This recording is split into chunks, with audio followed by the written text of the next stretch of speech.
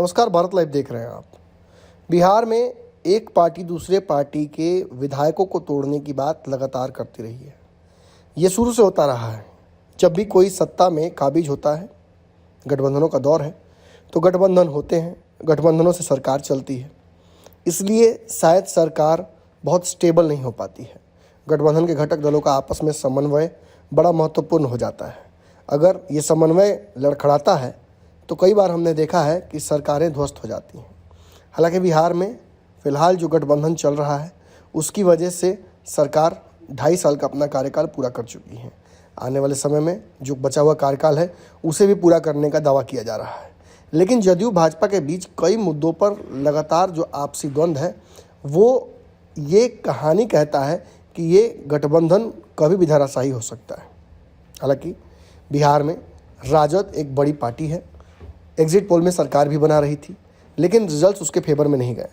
आज भी बिहार की सबसे बड़ी पार्टी राजद ही है और राजद के पास विधायकों की संख्या सबसे ज़्यादा है। महाराष्ट्र में जिस तरीके से शिंदे ने शिवसेना के विधायकों को तोड़ा और उसके चलते जिस तरीके से सरकार रातों रात बनी और फिर उसका रिवार्ड मिला शिंदे को, अब ये बिहार में भी फॉर्मूला अपनाने की कोशिश की जा रही है। पहले तो शुरुआत कहीं ना कहीं भाजपा ने ही की। भाजपा ने बिहार में कई पार्टियों के नेताओं को अपने संपर्क में, विधायकों को अपने संपर्क में रहने की बात बताई। फिर उसके बाद राष्ट्रपति चुनाव प्रस्तावित हुआ। राष्ट्रपति चुनाव में क्रॉस वोटिंग को लेकर तेजस्वी यादव ने दावा किया कि वो जिस कैंडिडेट को यानी कहीं ना कहीं यशवंत सिन्हा को सपोर्ट कर रहे हैं, उनके सपोर्ट में एनडीए के कई विधायक हैं और उन्हीं के सपोर्ट में वो वोट कास्ट करेंगे और क्रॉस वोटिंग होगी। इसके पहले तेजस्वी यादव ने बिहार में एक और पार्टी में जिसके 5 विधायक थे सेंधमारी की थी। ओवैसी के 4 विधायकों को तोड़कर और 5वें विधायक पर अपना दावा ठोकते हुए तेजस्वी बिहार के नंबर 1 पार्टी बने। और इसके साथ ये भी कयास लगाए जाने लगे कि अब जो 4-5 विधायकों की आवश्यकता तेजस्वी को सरकार बनाने के लिए है वो जदयू में से वो तोड़ सकते हैं। आइडियली वो चाहेंगे कि नीतीश कुमार ही उनके साथ आ जाए, क्योंकि भाजपा के साथ नीतीश असहज हैं। लेकिन इसके बावजूद नीतीश कुमार ने प्रधानमंत्री के बिहार आगमन के दौरान जिस तरीके से स्वागत किया और पुरानी बातों को भूलते हुए जदयू ने जिस तरीके से नीतीश कुमार और बाकी नेताओं ने नरेंद्र मोदी का स्वागत किया, ये भी कहीं ना कहीं कयास लगाए गए कि अब इसी तरीके से गठबंधन जो है जदयू भाजपा का खटपट के साथ ही अपना कार्यकाल पूरा कर लेगा। 24 तक क्या होता है वो तो आने वाले वक्त बताएगा। लेकिन उससे पहले दावे जो हैं सारी पार्टियां कर रही हैं।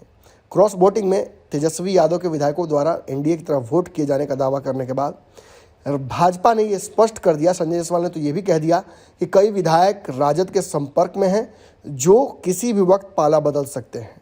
इसके तुरंत बाद सामने आकर उपेंद्र कुशवाहा ने ये दावा किया कि उनके संपर्क में कई पार्टियों के विधायक हैं। देखिए, बिहार में कांग्रेस के विधायकों के बारे में ये आकलन काफ़ी दिनों से किया जा रहा है। उनके कहीं ना कहीं जो चाल चलन है उससे भी समझ में आ रहा है कि ये विधायक कभी भी पाला बदल सकते हैं। जदयू में अशोक चौधरी एक वो फैक्टर हो सकते हैं जिसकी वजह से ये विधायक जदयू की तरफ जाए। भाजपा भी इन विधायकों को अपने पाले में करने का दावा कर रही है। राष्ट्रीय स्तर पर कई राज्यों में भाजपा ने कांग्रेस के विधायकों को अपने पाले में किया भी है और सरकारें भी पलटी हैं। ऐसे में बिहार में कांग्रेस के अलावा राजद के विधायकों पर अपना दावा करने के बाद भाजपा के तुरंत जदयू पीछे नहीं हटी। जदयू ने भी कहा कि हम भी कई पार्टी के विधायकों को अपने पाले में किए हुए हैं। इससे कहीं ना कहीं कयास ये भी लगाया जा रहा है, लगातार उपेंद्र कुशवाहा जो भाजपा के खिलाफ बोलते रहे हैं वो इशारे में भाजपा को भी ये चुनौती दे रहे हैं कि आपके विधायक भी हमारे संपर्क में हैं। इससे पूर्व नित्यानंद राय को लेकर एक दावा किया जा चुका है तेजस्वी द्वारा कि वो राजद में आना चाहते थे और इसके लिए उन्होंने तेजस्वी यादव से मुलाकात भी की थी। अब जब बिहार की लड़ाई चौतरफा हो चुकी है, सभी पार्टियां एक दूसरे को तोड़ देने का दावा कर रही हैं। सत्ता पक्ष ये दावा कर रहा है कि वो विपक्ष के विधायकों को तोड़ देगा, वहीं सत्ता पक्ष के ही एक दल ने दावा कर दिया है कि उसके संपर्क में कांग्रेस, राजद, यहाँ तक कि इशारों में ये भी कह दिया है कि भाजपा के विधायक भी हैं। कितना बड़ा दावा है, इस दावे की हकीकत क्या होगी?